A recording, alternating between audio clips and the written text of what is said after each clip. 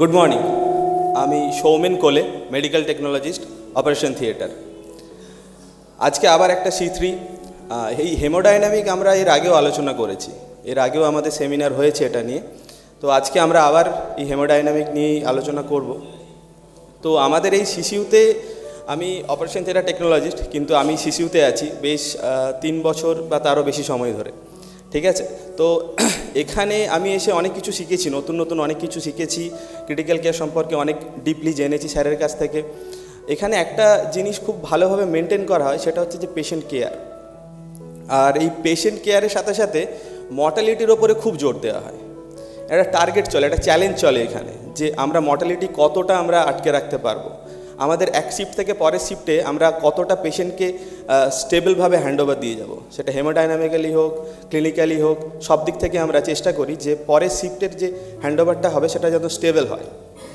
তো এইভাবেই কিন্তু আমরা আস্তে আস্তে এগিয়ে চলি, এবং আমাদের রেগুলার যে এক্সপিরিয়েন্স, আমাদের রেগুলার যে কাজের ধরন, আমরা কাজ করে যা যা কমপ্লিকেশন আমরা দেখি, যেগুলো আমরা পাই, সেইগুলোই আমরা এখানে তুলে ধরি, আমাদের এক্সপিরিয়েন্সগুলো আমরা এখানে তুলে ধরি। আমাদের আগের C3 যে করার পর আমরা যা যা ভুল পেয়েছি সেইগুলো আমরা ক্ল্যারিফাই করার চেষ্টা করি।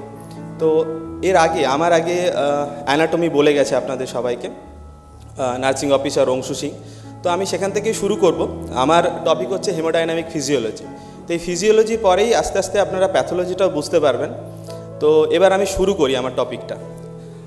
Haemodynamic physiology, nursing officer Anshu Singh বলেছিল যে হার্ট অ্যাজ এ পাম্প। তো আমাদের যে সার্কুলেটরি সিস্টেম, সেই সিস্টেমে হিউম্যান সার্কুলেটরি সিস্টেমের mainly consist of a pump, heart একটা পাম্পের মতো কাজ করছে। আর কি করছে? Which pump out the blood to the all peripheral cells through its pipeline, মানে ব্লাড ভেসেল। তো হার্ট পাম্প করছে এবং সার্কুলেটরি সিস্টেমটাকে এস্টাবলিশ করার জন্য যে পাইপলাইনগুলো ইউজ করছে, মানে ব্লাড ভেসেলগুলো ইউজ করে আমাদের পেরিফেরাল টিস্যুগুলোতে অক্সিজেন পৌঁছে দিচ্ছে, তার সাথে সাথে নিউট্রিশন পৌঁছাচ্ছে। আর কি করছে? এন্ড অফ মেটাবলিক যে প্রোডাক্ট, সেইগুলোকে আবার হার্টের মধ্যে ফিরিয়ে আনছে। এইভাবেই কিন্তু ও সার্কুলেটরি সিস্টেমটাকে এস্টাবলিশ করছে। আর এতে কারা কারা পার্টিসিপেট করছে? যে ভেসেলগুলো, মানে যে পাইপলাইনগুলো আমি বললাম, সেইগুলো হলো আর্টারি, ভেইন অ্যান্ড ক্যাপিলারিজ। আর এই ক্যাপিলারিজ, আর্টারিজ অ্যান্ড ভেইনস, এদের সবারই টার্গেট একটাই, যে এরা সার্কুলেটরি সিস্টেমটাকে এস্টাবলিশ করবে। কিভাবে? যখন হার্ট পাম্প করছে তখন ব্লাডটাকে পুরো শরীরে নিয়ে যাবে, আর তারপর এন্ড মেটাবলিক প্রোডাক্টটাকে আবার হার্টের মধ্যে ফিরিয়ে আনবে। এই যে ভেসেলগুলো আছে, এইগুলোকে আমরা দুটো ভাগে ভাগ করছি। যখন হার্ট পাম্প করছে তখন ব্লাডটা অনেক জোরে বেরোয় হার্ট থেকে, অনেক হাই প্রেশারে বেরোয়। সেই হাই প্রেশার সহ্য করার জন্য আমাদের প্রথমেই যেই জোনটাতে পৌঁছাচ্ছে ইলাস্টিক আর্টারি, অ্যাওর্টা, দুটো ক্যারোটিড আর্টারি, দুটো সাবক্লেভিয়ান আর্টারি। এখানে এসে প্রথম সব থেকে প্রেশারটা বেশি ক্রিয়েট হয়, তারপর আর্টারি অ্যান্ড আর্টারিওলস। এই যে পুরো একটা ক্লোজ চেম্বার, এটাকে আমরা বলছি স্টেনাস কম্পার্টমেন্ট। কেন না? এখানে সব থেকে বেশি প্রেশারটা থাকে, এরা সব থেকে বেশি প্রেশার ধরে রাখতে পারে, তার জন্য আমরা বলছি এটা হচ্ছে স্টেনাস কম্পার্টমেন্ট। আর তারপর আসছে কি? ক্যাপিলারিজের পরে ভেনিউল, দেন ভেইন, দেন ভেনা কাভা। এরা কিন্তু এদের যে স্ট্রাকচারগুলো আছে অ্যানাটমিতে যখন বলা হয়েছিল, এখানেও কিন্তু মাসেল আছে, বাট এরা কিন্তু হাইলি মাস্কুলার নয়। এরা নিজেদেরকে অনেকটা বেশি ডাইলেট করতে পারে। এরা আমাদের যে ভাস্কুলার ফ্লুইড আছে, সেই ভাস্কুলার ফ্লুইডের অনেকটা ধরে রাখতে পারে। সেই ভাস্কুলার ফ্লুইডটা অনেকটা বেশি ধরে রাখতে পারে বলে আমরা বলছি এটা হচ্ছে ক্যাপাসিটেন্স কম্পার্টমেন্ট বা ভেনাস কম্পার্টমেন্ট। এবার এই যে আমাদের ভাস্কুলার ফ্লুইড, সেই ভাস্কুলার ফ্লুইড কতটা থাকে? আমাদের বডি ওয়েটের 7 থেকে 8%। আর তার ডিস্ট্রিবিউশনটা আমরা এবার দেখব। তার মধ্যে 7% থাকছে হার্টে, 13% আর্টারিজে, মানে যেটাকে আমি বলছিলাম স্টেনাস কম্পার্টমেন্টে থাকছে 13%। আর 7% থাকছে আর্টারিওলস অ্যান্ড ক্যাপিলারিজে। সব থেকে বেশি আমাদের যে ভাস্কুলার ফ্লুইড 64% থাকছে কোথায়? ক্যাপাসিটেন্স কম্পার্টমেন্ট, মানে যেটা সব থেকে বেশি ডাইলেট হতে পারে, মানে আমাদের ভেনগুলো সব থেকে বেশি ডাইলেট হতে পারে। দেন 9% থাকছে পালমোনারি সার্কুলেশন। এই পালমোনারি সার্কুলেশনটা আমরা আলাদা করলাম কেন? শুধু আবার একসাথেই করে নিতে পারতাম, কারণ এখানে কিন্তু উল্টো কাজটা হয়। এখানে ভেইনগুলো কি করে? অক্সিজেনেটেড ব্লাড ক্যারি করে, আর আর্টারিজগুলো কি করে? ডিঅক্সিজেনেটেড ব্লাড ক্যারি করে। এরপর আমরা আসবো নতুন একটা ওয়ার্ড, আপনারা সবাই জানেন আজকে কিন্তু আমাদের মেইন ইন্টারেস্টিং টপিক হচ্ছে শক। তো সেই শক জানার জন্য আমাদেরকে কার্ডিয়াক আউটপুট মনিটরের কয়েকটা প্যারামিটার জানতে হবে। তার মধ্যে এসভিআর একটা প্যারামিটার। এসভিআরটা কি? Systemic vascular resistance. এই সিস্টেমিক ভাস্কুলার রেজিস্ট্যান্স কীভাবে ক্রিয়েট হয়, তার জন্য কি হয় সেটা আমরা এবার দেখব। যখন অ্যানাটমি বলা হয়েছিল তখন বলা হয়েছিল যে ক্যাপিলারি যেগুলো আছে আমাদের, সেই ক্যাপিলারি আর তার আগে কি থাকছে আর্টারিওলস। এই আর্টারিওলসগুলো কিন্তু খুব সরু হয় এবং এরা হচ্ছে স্টেনাস কম্পার্টমেন্টের একদম শেষে থাকে, ডায়ামিটারেও ছোট, প্লাস হচ্ছে এদের ইন্টারনাল ডায়ামিটার অনেক কম, কিন্তু এরা সিঙ্গেল মাস্কুলার লেয়ার হওয়ার জন্য এদের কনস্ট্রিক্ট করার ক্ষমতা অনেক বেশি থাকে। তাহলে আমরা দেখি এসভিআর কীভাবে ক্রিয়েট হয়। Effect of the smooth muscle construct at the arteriole level, as arterioles are the terminal center of the arterial compartment. Arterial compartment এর একদম শেষে থাকে। moreover they are the smallest in diameter, diameterও খুব ছোট হয়। when they contract they offer maximum resistance and from SVR কি করছে, যখন আর্টারিওলগুলো কনস্ট্রিক্ট করছে তখন এই যে স্টেনাস কম্পার্টমেন্ট থাকছে, স্টেনাস কম্পার্টমেন্টের একদম শেষে হওয়ার জন্য এরা হার্ট থেকে ব্লাডটা আসলো, আসার পর এরা যখন কনস্ট্রিক্ট করছে প্রথমে ব্লাডটা চলে গেল, কিন্তু তারপরেও এই কম্পার্টমেন্টের মধ্যে ব্লাডটা কিন্তু থেকে যায়। তখন যে প্রেশারটা ক্রিয়েট হয় সেটাই কিন্তু এই এসভিআর। এসভিআরটা কী হয়, যখন কোনো ফ্লুইড কলাম কোনো একটা পাইপলাইনের মধ্যে দিয়ে যাবে তখন কিন্তু সে একটা রেজিস্ট্যান্স তৈরি করে, সেই ফ্লুইডটা যেতে বাধা দেয় এবং এই মাস্কুলার আর্টারি হওয়ার জন্যই কিন্তু এই বাধাটা তৈরি করে। সেই বাধাটাই হচ্ছে রেজিস্ট্যান্স, সেটাই হলো এসভিআর। এরপর আমরা আসবো ব্লাড প্রেশার। যে কোনো পাইপলাইনের মধ্যে দিয়ে যদি কোনো ফ্লুইড কলামকে আমরা মুভ করাই তাহলে দেখবেন যে সে তার চারিদিকে একটা প্রেশার দিতে দিতে মুভ করে। তো যখন এই প্রেশার দিতে দিতে মুভ করছে তখন কিন্তু একটা প্রেশার ক্রিয়েট হয়। এর ক্ষেত্রে দুটো প্রেশার ক্রিয়েট হয়। যখন হার্ট পাম্প করছে তখন অনেক বেশি একটা ক্রিয়েট হয়, কি সিস্টোলিক ফেজে যখন ব্লাডটা মুভ করছে তখন কি হয়, এই পাইপলাইন মানে এই যে ভেসেল আপনারা স্ক্রিনে দেখতে পাচ্ছেন, ভেসেলের গায়ে একটা প্রেশার ক্রিয়েট হয় যেটা আমরা বলছি সিস্টোলিক ব্লাড প্রেশার। আর ডায়াস্টোলিক ব্লাড প্রেশারটা কীভাবে ক্রিয়েট হচ্ছে, এই যে হার্ট পাম্প করলো, তারপর অ্যাওর্টা, দুটো ক্যারোটিড আর্টারি, দেন সাপ্লেভেন আর্টারি, দেন বাকি আর্টারিজ, দেন আর্টারিওলস, এই যে কম্পার্টমেন্ট, এই কম্পার্টমেন্টের মধ্যে কিন্তু ডায়াস্টোলিক ফেজেও কিন্তু ব্লাডটা থাকে। এই ডায়াস্টোলিক ফেজে যখন ব্লাডটা থাকে ক্যাপিলারিজগুলো কনস্ট্রিক্ট করার জন্য তখনও কিন্তু একটা প্রেশার ক্রিয়েট হয়, সেই প্রেশারটাই কিন্তু ডায়াস্টোলিক ব্লাড প্রেশার। এবার আমি যদি বলি যে এই সার্কুলেটরি সিস্টেম এটা কার জন্য এস্টাবলিশ হচ্ছে, সিস্টোলিকের জন্য না ডায়াস্টোলিকের জন্য? বেসিক্যালি দুজনের জন্যই নয়। কার জন্য ক্রিয়েট হচ্ছে, সেটা হচ্ছে এই দুটো প্রেশারের যে মিন আর্টেরিয়াল ব্লাড প্রেশার যেটাকে আমরা ম্যাপ বলি, সেই ম্যাপের জন্যই কিন্তু সার্কুলেটরি সিস্টেমটা আমাদের এস্টাবলিশ হয়।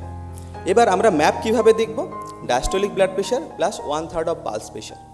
পালস প্রেশার কীভাবে দেখব আমরা, systolic blood pressure minus diastolic blood pressure. আমি একটু সহজভাবে বলি, আপনারা স্ক্রিনে দেখবেন যে একটা 3 ডাইমেনশনাল একটা ঘর করা আছে, এর মধ্যে 3টে পিলার আছে, একটা 0.3 সেকেন্ড, 0.3 সেকেন্ড, 0.3 সেকেন্ড, তার মধ্যে 120 একটা, 80।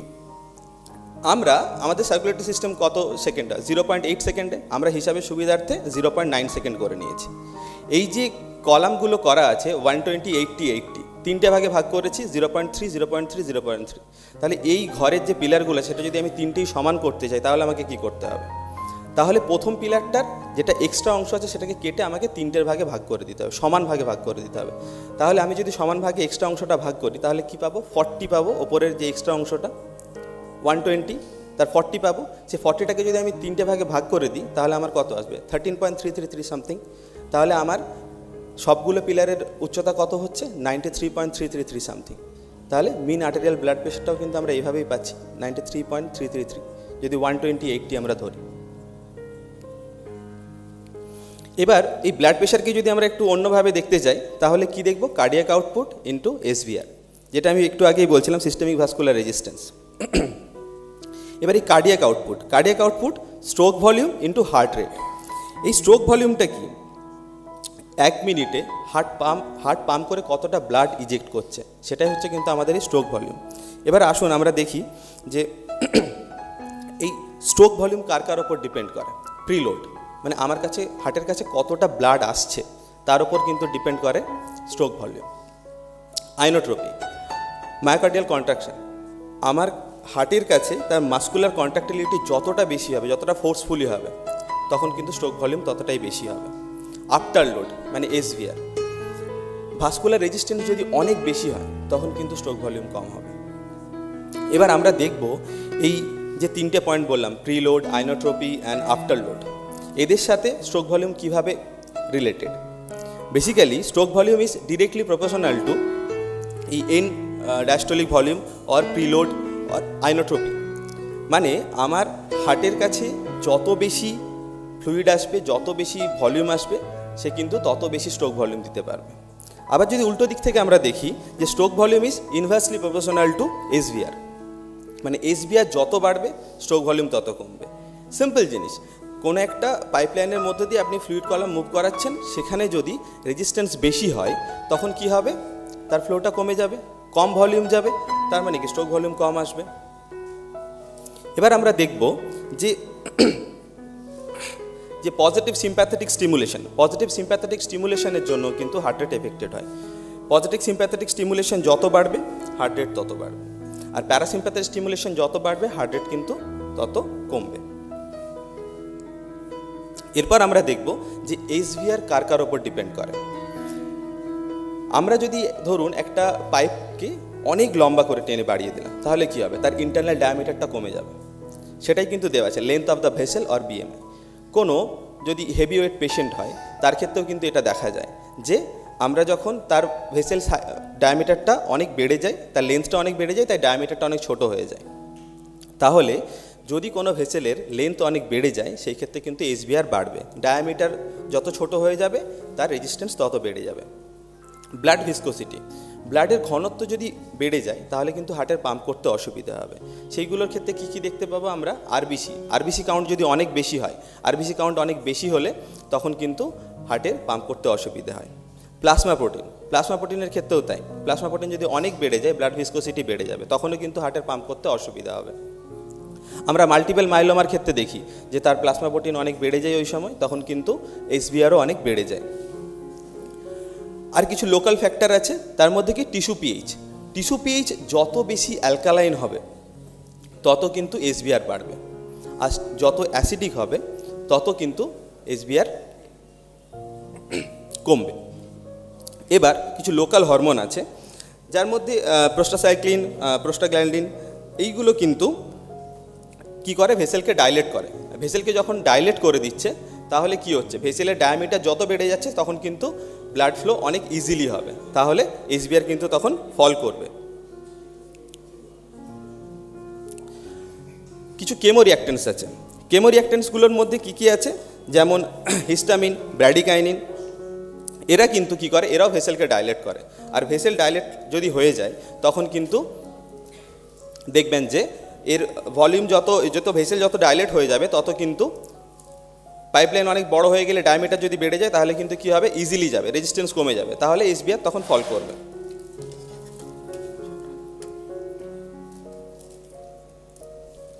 আমি একটু আগেই বলছিলাম কার্ডিয়াক আউটপুট মনিটর আমরা দেখব, কারণ আমাদেরকে শক বুঝতে হবে।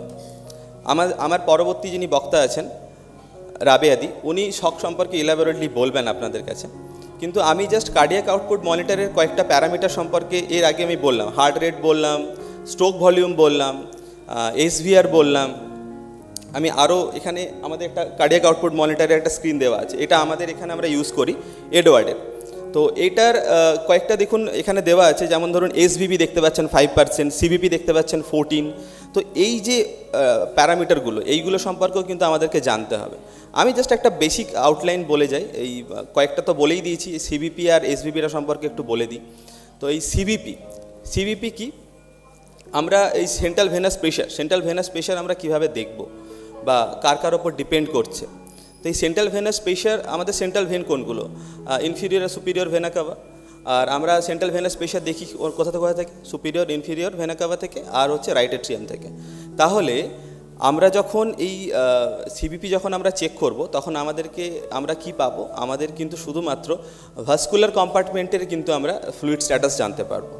আমরা কিন্তু বডির আর কোনো জায়গাতে যদি কোনো ফ্লুইড স্ট্যাটাস অনেক বেশি থাকে বা কম থাকে সেটা সম্পর্কে কিন্তু আমাদের কোনো আইডিয়া হবে না। আমরা অনলি ভাস্কুলার কম্পার্টমেন্টেরই কিন্তু ফ্লুইড স্ট্যাটাস জানতে পারবো। এবার ধরুন কোনো পেশেন্ট অ্যানাসার্কাতে আছে, তো অ্যানাসার্কা পেশেন্টের বডিতে ফ্লুইড অনেক বেশি থাকে, কিন্তু আমরা তার কিন্তু বাকি কম্পার্টমেন্টের ফ্লুইড স্ট্যাটাস জানতে পারবো না, আমরা শুধুমাত্র তার ভাস্কুলার কম্পার্টমেন্টের ফ্লুইড স্ট্যাটাসই জানতে পারবো। এবার ধরুন কোনো পেশেন্ট আছে যে আপনার সেপটিক শকের ভুগছে, ঠিক আছে, তো সেপটিক শকের ক্ষেত্রেও কী হয়, তার কিন্তু ভাস্কুলার ফ্লুইড অনেক বেশি আছে, কিন্তু তার এই সেপটিক প্রসেসের জন্য ভেসোডাইলেটেশন হয়ে থাকে। তখন আমরা যদি সিভিপি দেখতে যাই তখন কিন্তু আমরা দেখব সিভিপি অনেক কম আছে। তাহলে আমরা আরও একটা জিনিস দেখতে পেলাম যে শুধুমাত্র ভাস্কুলার কম্পার্টমেন্টের ফ্লুইড স্ট্যাটাস জানতে গেলে একটা সিভিপি আমরা একটা করলাম, সেন্ট্রাল ভেনাস একটা ক্যাথেটারাইজেশন করলাম, তা করলেও কিন্তু আমরা সঠিক জানতে পারবো না। তো আমাদেরকে জানতে গেলে দুটো জিনিস খেয়াল রাখতে হবে, তার ভেসেল টোন ঠিক আছে কিনা। ভেসেল টোন যদি ঠিক না থাকে তাহলেও কিন্তু আমরা সিভিপি ঠিকঠাক পাবো না। সেম অ্যাজ যদি আপনারা ধরুন কোনো একটা পেশেন্ট পেলেন যার ডাইলেটেড কার্ডিওমায়োপ্যাথি আছে, সে জিটিএন ট্যাবলেট খায়, তখন কি হবে, তখনও তার ভেসোডাইলেটেশন হয়ে থাকবে, সেই ক্ষেত্রেও কিন্তু আমরা সিভিপি কারেক্ট পাবো না। তখন কি করতে হবে, আমরা যদি ধরুন পেশেন্টটার মেডিসিন বন্ধ করি, তাকে কিছু এক্সারসাইজ করাই, নর্মাল হাঁটাহাঁটি করাই, তখন কিন্তু আমরা গিয়ে দেখব যে তার সিভিপিটা ঠিকঠাক দেখতে পাবো। তো আমাদেরকে সিভিপি দেখতে গেলে আমরা দুটো জিনিস আমাদেরকে দেখতে হবে, এক হচ্ছে ভাস্কুলার কম্পার্টমেন্টাল ফ্লুইড স্ট্যাটাস আমরা শুধু দেখতে পাবো, আর সেকেন্ড হচ্ছে যে তখনই দেখতে পাবো যখন আমার ভেসেল টোন ঠিক থাকবে। পেশেন্টের ভেসেল টোন যদি ঠিক থাকে তবেই কিন্তু আমরা ফ্লুইড স্ট্যাটাস দেখতে পাবো। এবার ধরুন কোনো পেশেন্টের সিভিপি অনেক বেশি এসেছে, তো আপনার মনে হলো যে না সিভিপি এটা ভুল, এর ভলিউম স্ট্যাটাস বা এর ভাস্কুলার যে ফ্লুইড আছে তার স্ট্যাটাস অন্য হতেই পারে। তখন আপনি কি করবেন, দেখুন বেসিক্যালি হাই সিভিপি মানে কিন্তু ভুল হওয়ার চান্সেস অনেক কম, চোখে লাগছে, হাই সিভিপি হলে কিন্তু তার ভুল হওয়ার চান্সেস অনেক কম। কারণ আমরা যখন অ্যানাটমি দেখেছি তখন কিন্তু দেখেছি আমরা যে আমাদের ভেনাস যে স্ট্রাকচার আছে তারা কিন্তু আর্টারির মতো নয়, তারা হাইলি মাস্কুলার নয়, তাই তারা কিন্তু কখনো কনস্ট্রিক্ট হয়ে আর্টারির মতো হয়ে যাবে না, যে সিভিপি বেশি দেখাবে সেটা কিন্তু কখনোই হতে পারে না। কিন্তু যদি কম হয়, সিভিপি যদি কম হয় তখন কিন্তু সেটা ভুল হওয়ার চান্সেস থাকে। হ্যাঁ, হয়তো সেটা হাইপোভলিমিকের জন্য হতে পারে, কিন্তু এটাও হতে পারে তার যদি ভেনাস স্টোন যদি খারাপ হয়ে যায় তখনও কিন্তু সিভিপি লো দেখাবে। তাই সিভিপি যদি আমাদেরকে কারেক্ট দেখতে হয় তাহলে আমাদেরকে তার ভেসেল টোন ঠিক আছে কিনা সেটা কিন্তু দেখতে হবে। এবার হচ্ছে এসভিপি। এই এসভিপিটা আমার সম্পর্কে একটু আমরা আইডিয়া নিয়ে নিই। এই এসভিপি হচ্ছে যে আপনার stroke volume variation. Stroke volume variation আমরা কিভাবে দেখব বা এটা কি, এটার কিছুই না, ইন্সপিরেটরি ফেজ আর এক্সপিরেটরি ফেজের যে স্ট্রোক ভলিউম ডিফারেন্স সেটাই কিন্তু এসভিপি। এবার ইন্সপিরেটরি ফেজে কি হয়, ইন্সপিরেটরি ফেজে হয় কি আমাদের যে থোরাসিক কম্পার্টমেন্ট ক্লোজ কম্পার্টমেন্ট আছে সেখানে অনেক পরিমাণে নেগেটিভ প্রেশার ক্রিয়েট হয়। তার নেগেটিভ যখন হবে তখন কি হবে, পুল করবে, কি করবে, এয়ারওয়ে দিয়ে অনেক পরিমাণে বাতাস পুল করবে, আর যে ভেসেলগুলো আছে সেইগুলো দিয়ে অনেক বেশি পরিমাণে ব্লাড পুল করবে। তখন কি হবে, তখন আমি কি বলেছিলাম যে stroke volume directly proportional two preload, তার মানে যত বেশি ফ্লুইড আমি পাবো তত বেশি আমি স্ট্রোক ভলিউম দিতে পারবো। তাহলে এই ইন্সপিরেটরি ফেজে 0.8 সেকেন্ডে যতগুলো কার্ডিয়াক সাইকেল কমপ্লিট হবে সেই ততগুলো কার্ডিয়াক সাইকেলের ক্ষেত্রে প্রিলোড অনেক বেশি আসবে, তাই স্ট্রোক ভলিউমও অনেক বেশি আসবে। সেম অ্যাজ যখন ইন্সপিরেটরি ফেজ পিক পয়েন্টে পৌঁছে গেল তখন প্রেশার পজিটিভ হতে শুরু করবে। এবার যখন ইন্সপিরেটরি ফেজ শেষ হয়ে এক্সপিরেটরি ফেজে চলে এলাম তখন কি হবে, তখন আমাদের থোরাসিক কম্পার্টমেন্ট পুরোপুরি পজিটিভ প্রেশার হয়ে যাবে। পজিটিভ প্রেশার হয়ে যাওয়া মানে কি, তখন আর কিন্তু পুল করবে না, তখন এয়ারওয়ে দিয়েও বেশি বাতাস যাবে না, আর ভাস্কুলার চ্যানেলগুলো দিয়েও কিন্তু অনেক বেশি ফ্লুইড যাবে না, মানে ভাস্কুলার ফ্লুইড যাবে না। তখন কি হবে, তখন প্রিলোড কম আসবে, আর প্রিলোড যদি কম আসে তাহলে স্ট্রোক ভলিউম কিন্তু কমে যাবে। তাহলে আমি শুরুতেই বলছিলাম যে the difference between amount of stroke volume during inspiration and amount of stroke volume during expiration, এই যে ডিফারেন্সটা এটাই কিন্তু এসভিপি। এসভিপি আমরা নর্মালি 10 ধরি, মোর দেন 13 আছে, তখন আমি বললাম যে মায়োকার্ডিয়াম ফ্লুইড সেন্সিটিভ।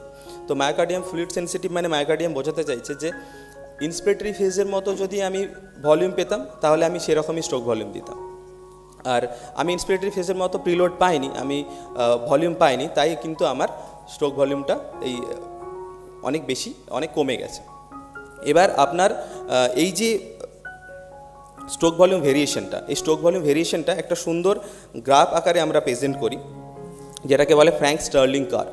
এই ফ্র্যাঙ্ক স্টার্লিং কার্ভে কী বলছে, ফ্র্যাঙ্ক স্টার্লিং কার্ভে বলছে যে relation between fluid and myocardium, যে আমি মায়োকার্ডিয়ামকে যত বেশি স্ট্রেচেবল করতে পারবো তার কন্ট্রাক্টিলিটি তত বাড়বে। আমরা যদি একটা রাবার ব্যান্ডকে জোরে টেনে যদি ছেড়ে দিই তাহলে কি হবে, তার কন্ট্রাক্টিলিটি অনেক বেড়ে যাবে, অনেক ফোর্সফুলি হবে। সেম অ্যাজ আমরা মায়োকার্ডিয়ামকে যত বেশি ফ্লুইড ভলিউম দিতে পারবো তার কন্ট্রাক্টিলিটি বাড়বে, তার ফোর্সফুলি কন্ট্যাক্ট হবে, তাহলে কিন্তু আমার স্ট্রোক ভলিউম অনেক বেশি হবে। এবার এসবিপি মোর দ্যান 13 মানে আমি বললাম যে আমি ধরলাম যে পেশেন্টের মায়োকার্ডিয়াম ফ্লুইড সেন্সিটিভ। তো আপনার মনে হলো যে না, ফ্লুইড সেন্সিটিভ নয়, এটা আইনোটোপ সেন্সিটিভ। তখন আপনি একটা কাজ করতেই পারেন, পেশেন্টকে সুপাইন পজিশন করলেন, করে রিভার্স স্ট্যান্ডেল বার করে দিলেন, পেশেন্টের পা দুটো ওপরের দিকে করে দিলেন। মিনিমাম 1.5 থেকে 2 লিটার পর্যন্ত ফ্লুইড কিন্তু পেশেন্টের মায়োকার্ডিয়ামে পৌঁছে যাবে, হার্টে পৌঁছাবে। তখন যদি দেখেন যে আপনার এসবিপি 10% কমে গেছে, তাহলে কিন্তু তখন বুঝতে হবে যে না, ডায়াগনোসিসটা ঠিক, মায়োকার্ডিয়াম ফ্লুইড সেন্সিটিভ। আর যদি একদমই না কমে, যদি 1-2% যদি কমে, তখন বুঝতে হবে যে না, এটা আইনোটোপ সেন্সিটিভ। তাহলে আমরা সিবিপি আর এসবিপি সম্পর্কে আমরা একটু আইডিয়া পেলাম। এরপর আমাদের রাবেয়াদি আছেন, উনি বাকি শক সম্পর্কে আপনাদেরকে ইলাবোরেটলি প্রেজেন্ট করবেন। এবার আমরা আরেকটা ছোট্ট জিনিস দেখে নিই।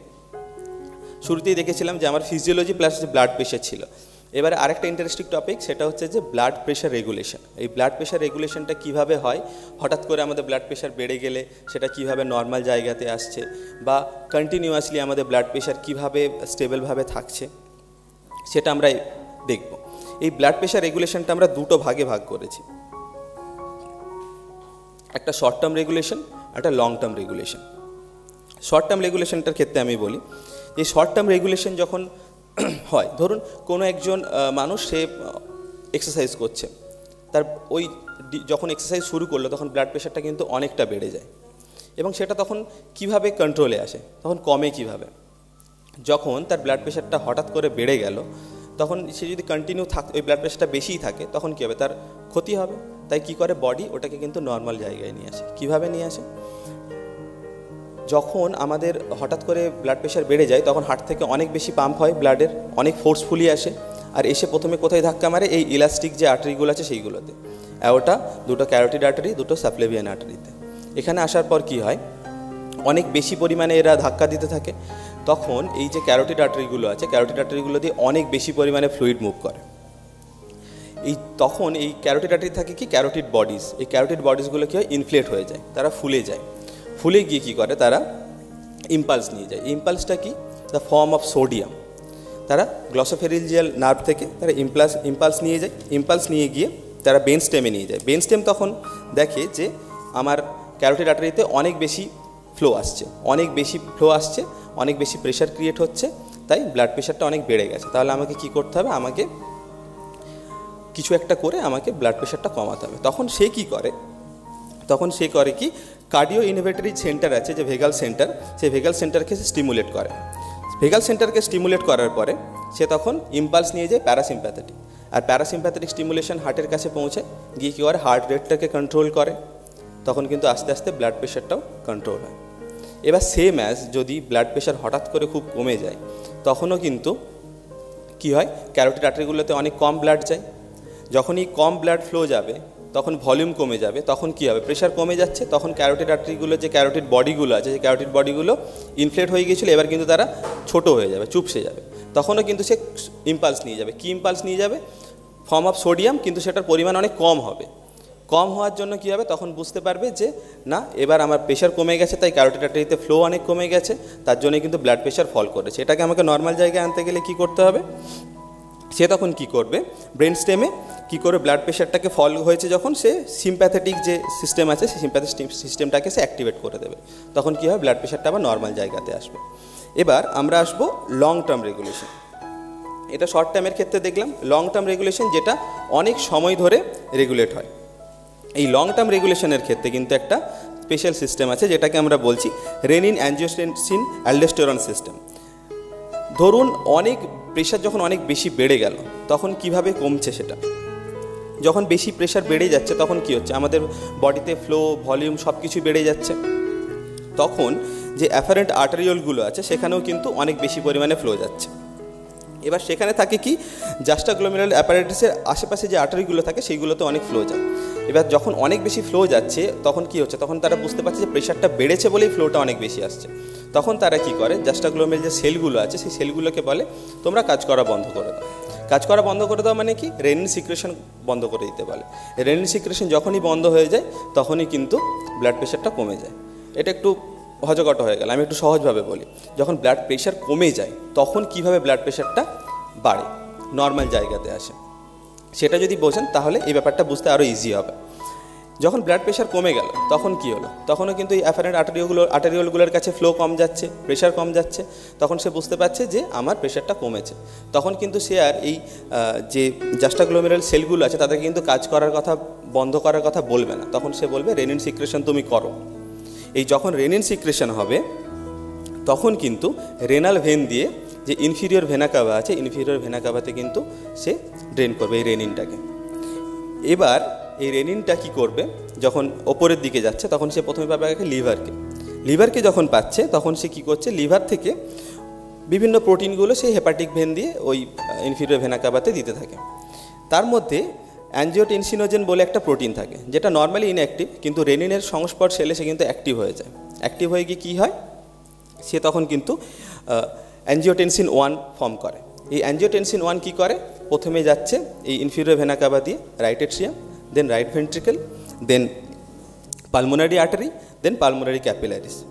এই পালমোনারি ক্যাপিলারিতে আবার কি অনেক পরিমাণে এই অ্যাঞ্জিওটেনসিন 1 কনভার্টারি এনজাইম থাকে। তারা কি করে, এই অ্যাঞ্জিওটেনসিন 1টাকে অ্যাঞ্জিওটেনসিন 2তে কনভার্ট করে। আর এই অ্যাঞ্জিওটেনসিন 2 কী করে, এ কিন্তু পোটেন্ট ভেসোকনস্ট্রিক্টর। এ কী করে, তখন ওই আর্টেরিয়ালগুলোকে কনস্ট্রিক্ট করে দেয়। এবার আর্টেরিয়ালগুলো যখন কনস্ট্রিক্ট করে তখন কী হচ্ছে, এসবিআর বেড়ে যাচ্ছে। আমি কি বলেছিলাম যে আর্টেরিয়ালগুলো যখনই কনস্ট্রিক্ট করবে এসবিআর বেড়ে যাবে, তার যে ভাস্কুলার রেজিস্ট্যান্স সেটা অনেক বেড়ে যাবে। এই ভাস্কুলার রেজিস্ট্যান্স বেড়ে গেলে কী হবে, ডায়াস্টোলিক ব্লাড প্রেশার, যেটা মানে আমাদের যে কম্পার্টমেন্ট ছিল স্টেনাস কম্পার্টমেন্ট, তার কিন্তু যে ডায়াস্টোলিক ব্লাড প্রেশার সেটা কিন্তু তখন বাড়বে। তাহলে এইভাবে আমার ডায়াস্টোলিক ব্লাড প্রেশারটা বাড়লো। এখানেই কিন্তু অ্যাঞ্জিওটেনসিন 2টা কিন্তু থেমে থাকে না। সে এরপরে কী করে, সুপ্রাগ্ল্যান্ড যে আছে রেনাল সুপ্রারেনাল গ্ল্যান্ডের অ্যালডোস্টেরন অ্যাড্রিনালিন গ্ল্যান্ডকে সে কর্টেক্স আর মেডুলাকে সে কিন্তু আবার স্টিমুলেট করে। এবার স্টিমুলেট করার জন্য কি হয়, সেখান থেকে অ্যালডোস্টেরন সিক্রেশন হয়। এই অ্যালডোস্টেরন কী করে, ডিস্টাল কনভলিউটেড টিউবেলের কালেক্টিং ডাক্টে গিয়ে একটা স্পেশাল সেল আছে যেটাকে সি সেল বলছি আমরা, সেই সি সেলকে সে স্টিমুলেট করে। এরপরে সেই সি সেলকে স্টিমুলেট করার জন্য অনেক পরিমাণে ইউরিন ফর্ম হয়, এবং ইউরিন ফর্ম হওয়ার পরে সেই ইউরিন থেকে সোডিয়াম আর জলকে সে অ্যাবজর্ব করে। কি করে, অ্যাকোয়াপোরিনের মাধ্যমে অ্যাবজর্ব করে কি করে, ব্লাড ভলিউমটাকে অনেক বাড়িয়ে দেয়। তাহলে কি হলো, ব্লাড ভলিউমটা যখন বেড়ে গেল তখন আমার সিস্টোলিক ব্লাড প্রেশারটা ইনক্রিজ হলো। তাহলে এই অ্যাঞ্জিওটেনসিন 2 এ কিন্তু দুটো কাজ করলো। প্রথমে ভেসো কনস্ট্রিক্ট করলো, কনস্ট্রিক্ট করে কী করলো, আমার ডায়াস্টোলিক ব্লাড প্রেশার এসবিআরটাকে বাড়ালো, ডায়াস্টোলিক ব্লাড প্রেশারটা বাড়লো। আর সেকেন্ড কী করলো, এই অ্যাকোয়াপোরিনের মাধ্যমে কী করলো, সে সোডিয়াম আর জলটাকে অ্যাবজর্ব করলো, অ্যাবজর্ব করে সে সিস্টোলিক ব্লাড প্রেশারটাকে বাড়ালো। তাহলে আলটিমেটলি কী হলো, আমার ব্লাড প্রেশারটা যেটা কমে গিয়েছিল সেটা নর্মাল জায়গাতে এলো। তাহলে এই যখন ব্লাড প্রেশার বেড়ে যায় তখন কী হয়, রেনিন সিক্রেশন বন্ধ হয়ে যায়। তাহলে যখন রেনিন সিক্রেশন বন্ধ হয় তখন এই পুরো সিস্টেমটা, ইনফিরিয়র ভেনা কাভাতে আসা এই প্রোটিনগুলো আসা, সেগুলো সব বন্ধ হয়ে যায়। সেইভাবেই কিন্তু ব্লাড প্রেশারটা কমে। আর যখন ব্লাড প্রেশার কমে যাচ্ছে তখন কিন্তু রেনিন সিক্রেশন হচ্ছে, আর এই পুরো প্রক্রিয়াটা চলছে। তাহলে যখন ব্লাড প্রেশার বেড়ে যাচ্ছে তখন এই যে রাশ ডিঅ্যাক্টিভেট থাকছে, আর যখন ব্লাড প্রেশার কমে যাচ্ছে তখন কিন্তু রাশ অ্যাক্টিভেট হচ্ছে। এইভাবে আমরা লং টার্ম রেগুলেশনটা কিন্তু আমরা পাই। আমি আপনাদের কাছে শকের কয়েকটা প্যারামিটার বললাম, তার সাথে সাথে ব্লাড প্রেশার রেগুলেশনটাও বললাম। এই শকের যে আমরা মনিটরিংটা তখন দেখেছিলাম, CBP, SVB, heart rate, stroke volume, এইগুলো সম্পর্কে আরও বিস্তারিতভাবে বলবে আমাদের আরেকজন medical technologist, senior medical technologist রাবেয়াদি। আর শকটা আপনাদেরকে আজকে সবথেকে মেন টপিক হচ্ছে শক। আমার প্রেজেন্টেশন এখানেই শেষ। শকটা আপনারা ভালো করে দেখুন, এবং শকটা খুবই ইন্টারেস্টিং জিনিস। আমাদের রেগুলার আমরা সিসিউতে যে কাজগুলো করি, এই শক থেকে আমরা কিন্তু পেশেন্টের বাকি যে এর পরের ট্রিটমেন্টগুলো সেইগুলো কিন্তু আমরা খুব ভালোভাবে বুঝতে পারি। তাছাড়াও এই প্যারামিটার্সগুলো থেকেও আমরা খুব সুন্দর বুঝতে পারি যে পেশেন্টের কখন আইনোট্রোপ দরকার, কখন ভলিউম দরকার, খুব হেল্প হয়। আমাদের এই কার্ডিয়াক আউটপুট মনিটর আমাদেরকে রেগুলার কাজের জন্য প্রচণ্ড হেল্প করে। বাকি শক সম্পর্কে রাবেয়াদি আপনাদের কাছে ইলাবোরেটলি প্রেজেন্ট করবে। আমার প্রেজেন্টেশন এখানেই শেষ। Thank you so much.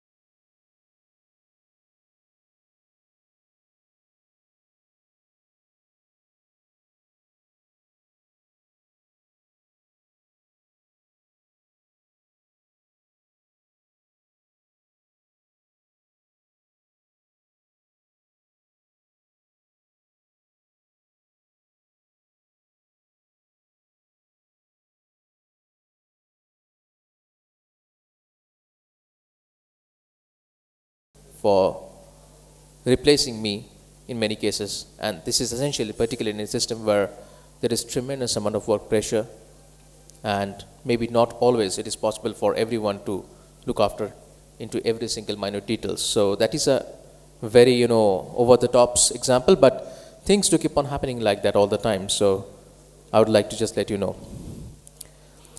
I also would like to urge from this platform that organizations like ISCCM and other critical care organizations to look into the matter with more seriousness and create organizational bodies and committees for nurses, medical technologists in critical care setting. Democratically, we value every single one's opinion over here in the critical care. It's more like an MDT, multidisciplinary team, which looked after, discusses cases in the mornings and decides what's best for the patient, what best treatment can be given to the patient, and subsequently does so. So what it does essentially is it helps out to find out the smallest problems that might exist while delivering patient care. Most importantly, this system reduces the number of errors that might happen in critical care settings and improves patient care massively. So at MR Bangalore CCU, when it comes to patient care, everyone's voice is heard with equal respect and attention. That should be the motto of any given critical care setting across the state. And according to our option, I strongly believe that day is not far away from us either. I will tell you a small benefit of such system as well, which is funny to hear and is very nice to hear as well. With such kind of an approach, what it does, we become best friends with each other. It increases our morale, boosts our mentality, and trust me on this one, it makes us feel to come to and stay at work longer, as the workplace becomes our next home and extended family. Thank you very much. Thank you all for coming to C3. Now next I would like to invite our medical technologist, Mr. Showman, who has been an active part of the team and has dedicated his time and life towards this. Now next I would like to ask Dr. Noshkar sir to come over to help us with the lamp lighting and the inauguration, and welcome him with a big round of applause. Thank you.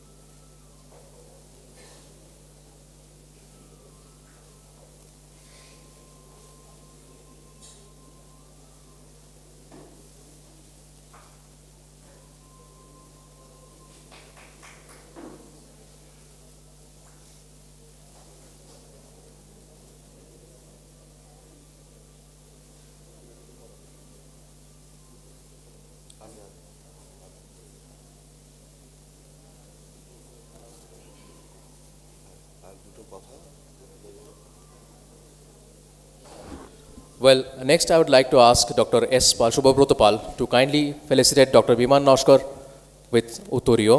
Thank you.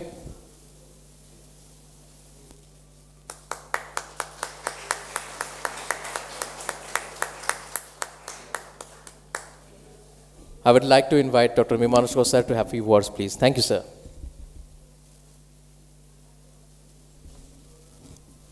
Thank you, Dr. Shubha Pal.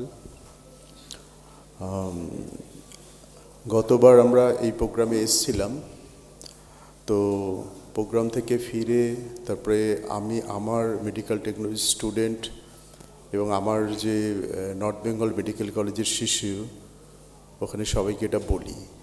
তো বলার ফলে প্রত্যেকের একটা আসার ইচ্ছা তৈরি হয়, অনেকেরই হয়।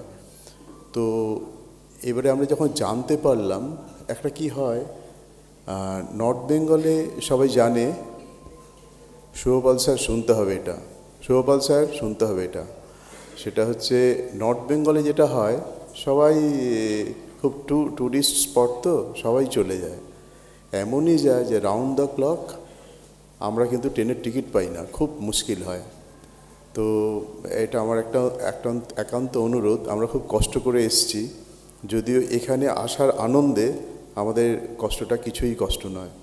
তবুও বলবো যে যেদিন অ্যাজ আর্লি অ্যাজ পসিবল জানতে পারবেন, সেদিনই সবার আগে আমাদেরকে জানাবেন, অ্যাটলিস্ট আমরা একটা টিকিট কাটতে পারি। এইটা একটা ব্যাপার।